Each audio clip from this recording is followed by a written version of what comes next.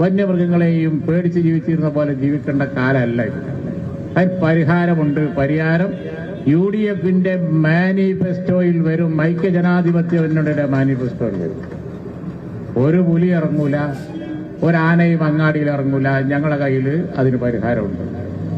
അതിന് പരിഹാരം കാണും. മാനിഫെസ്റ്റോയിൽ ഉൾപ്പെടുത്തിയാൽ കാട്ടാന ഇറങ്ങില്ല, കടുവകൾ നാട്ടിലേക്ക് ഇറങ്ങില്ല, മനുഷ്യരെ ആക്രമിക്കില്ല. മാനിഫെസ്റ്റോയിൽ ഉൾപ്പെടുത്തിയത് അറിഞ്ഞ് അവർ കാട്ടിൽ തന്നെ കഴിയും എന്നാണോ കുഞ്ഞാലിക്കുട്ടി ഉദ്ദേശിച്ചത്? PK കുഞ്ഞാലിക്കുട്ടിയുടെ വാക്കുകളാണ്. PK കുഞ്ഞാലിക്കുട്ടി UDFിലെ ചെറിയ നേതാവല്ല, വലിയ നേതാവാണ്. UDFിനെ തന്നെ നിയന്ത്രിക്കുന്ന നേതാവ് കൂടിയാണ് PK കുഞ്ഞാലിക്കുട്ടി. അദ്ദേഹം പറയുന്നത് 2026 നിയമസഭ തെരഞ്ഞെടുപ്പിന്റെ പ്രകടന പത്രികയിൽ, മാനിഫെസ്റ്റോയിൽ വന്യജീവി ആക്രമണത്തെക്കുറിച്ചുള്ള ഭാഗമുണ്ടാകും. ഞങ്ങൾ അധികാരത്തിൽ വന്നാൽ വന്യജീവി ആക്രമണം ഉണ്ടാകില്ല, അത് തടയാൻ നടപടി സ്വീകരിക്കും എന്നാണ് കുഞ്ഞാലിക്കുട്ടി പറയുന്നത്. UDFിന്റെ അഭിപ്രായമാണ് അത് എന്ന കാര്യത്തിൽ സംശയമില്ല. ഇനി നമുക്ക് ഇന്നത്തെ മാതൃഭൂമി പത്രം ഒന്ന് നോക്കാം.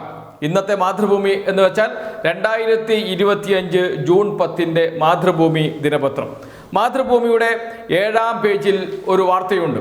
മാതൃഭൂമി ലേഖകൻ തന്നെ കൊടുക്കുന്ന വാർത്തയാണ്.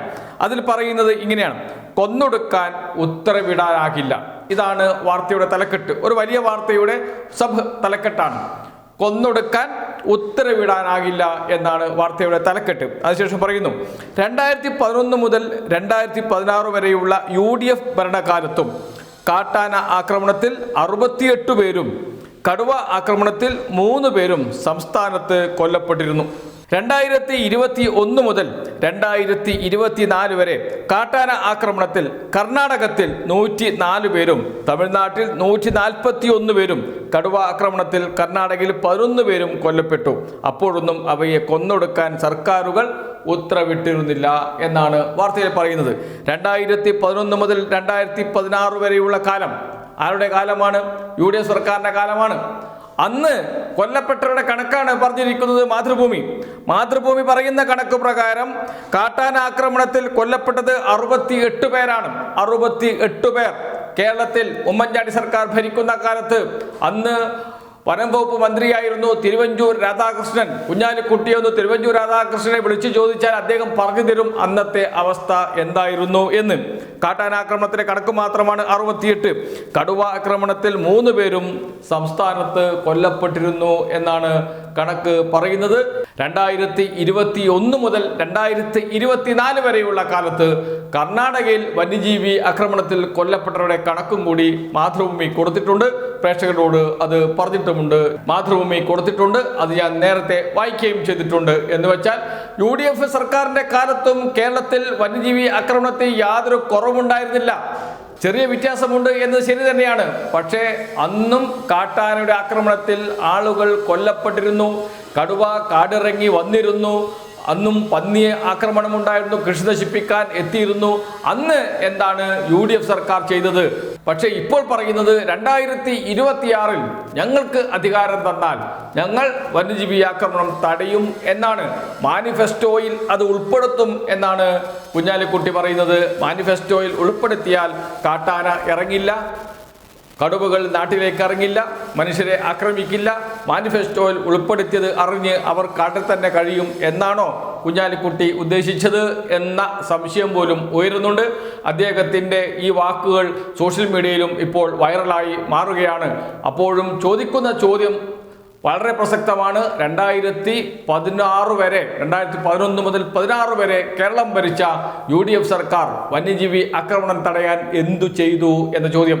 അതിന് ഉത്തരം പറഞ്ഞിട്ട് വേണം അടുത്ത 2026 UDFിനെ അധികാരമേൽപ്പിച്ചാൽ ഞങ്ങൾ വന്യജീവി ആക്രമണം തടയാൻ ഇന്നത് ചെയ്യും എന്ന് പറയാൻ. അന്ന് ഒന്നും ചെയ്യാത്തവർ നാളെ ചെയ്യും എന്ന് പറയുന്നതിൻ്റെ സാങ്കത്യമാണ് ഇവിടെ ചോദ്യം ചെയ്യപ്പെടുന്നത്. കേരളത്തിൽ വന്യജീവി ആക്രമണം എല്ലാ കാലത്തും ഉണ്ടായിട്ടുണ്ട്. അത് ഏറിയും കുറഞ്ഞും ഇരുന്നിട്ടുണ്ട്. ഇതിൻ്റെ മൂല കാരണം 1972 കേന്ദ്ര നിയമമാണ് എന്ന് ഇന്ന് എല്ലാവർക്കും അറിയാം. അതിൽ ഭേദഗതി വരുത്തണം. കോൺഗ്രസ് സർക്കാരാണ് 1972 വന്യജീവി നിയമം കൊണ്ടുവന്നത്. അതിൽ മാറ്റം വരുത്തണമെന്ന് ഇപ്പോൾ കോൺഗ്രസ് നേതാക്കൾ പറഞ്ഞു തുടങ്ങിയിട്ടുണ്ട്. എന്നാൽ വന്യജീവി നിയമത്തിൽ ഭേദഗതി വരുത്തണമെന്ന് കേരളത്തിലെ ഒരു കോൺഗ്രസ് എംപിമാരും പാർലമെന്റിൽ ആവശ്യപ്പെട്ടിട്ടില്ല. ഏറ്റവും കൂടുതൽ ആക്രമണം നടക്കുന്ന വയനാടിന്റെ MP രാഹുൽ ഗാന്ധി പ്രതിപക്ഷ നേതാവ് കൂടിയാണ്. അദ്ദേഹം ഓരോ അക്ഷരം പോലും നേരത്തെ MP ആയിരുന്ന ഘട്ടത്തിൽ പറഞ്ഞിരുന്നില്ല. ഇപ്പോൾ അദ്ദേഹത്തിന് കേരളത്തോട് വല്ലാത്ത സ്നേഹമാണ് എന്നാണ് പറയുന്നത്. അദ്ദേഹവും ഒരു വാക്ക് പോലും പാർലമെന്റിൽ ഇക്കാര്യത്തെക്കുറിച്ച് പറയുന്നില്ല എന്നോർക്കണം. പ്രിയങ്ക ഗാന്ധി മിണ്ടുന്നില്ല. കേരളത്തിലെ എംപിമാർ, കോൺഗ്രസിന്റെ UDFന്റെ എംപിമാർ, മഹാഭൂരിപക്ഷം വരുന്ന കോൺഗ്രസിന്റെ എംപിമാർ ഇക്കാര്യം പാർലമെന്റിൽ മിണ്ടുന്നില്ല. പക്ഷേ കേരളത്തിൽ വന്നിട്ട് വാതോരാതെ സംസാരിച്ചു കൊണ്ടിരിക്കും. കേരളത്തിൽ വന്നിട്ട് വലിയ വായിൽ വർത്തമാനം പറഞ്ഞുകൊണ്ടിരിക്കും. ഇതാണ് ഇന്നത്തെ അവസ്ഥ. ഒരു കാര്യം ഉറപ്പാണ്. എന്താണ് മാതൃഭൂമി തന്നെ നമ്മോട് പറഞ്ഞിരിക്കുന്നത്? UDF സർക്കാരിന്റെ കാലത്തും കേരളത്തിൽ, ഉമ്മൻചാണ്ടി ഭരിക്കുന്ന കാലത്തും കേരളത്തിൽ വന്യജീവി ആക്രമണം ഉണ്ടായിരുന്നു. കാട്ടാന ആക്രമണത്തിൽ ആളുകൾ കൊല്ലപ്പെട്ടിരുന്നു. കടുവ ആക്രമണത്തിൽ ആളുകൾ കൊല്ലപ്പെട്ടിരുന്നു. ആ കണക്കാണ് മാതൃഭൂമിക്ക് തന്നെ പറയേണ്ടി വന്നത് എന്നോർക്കണം.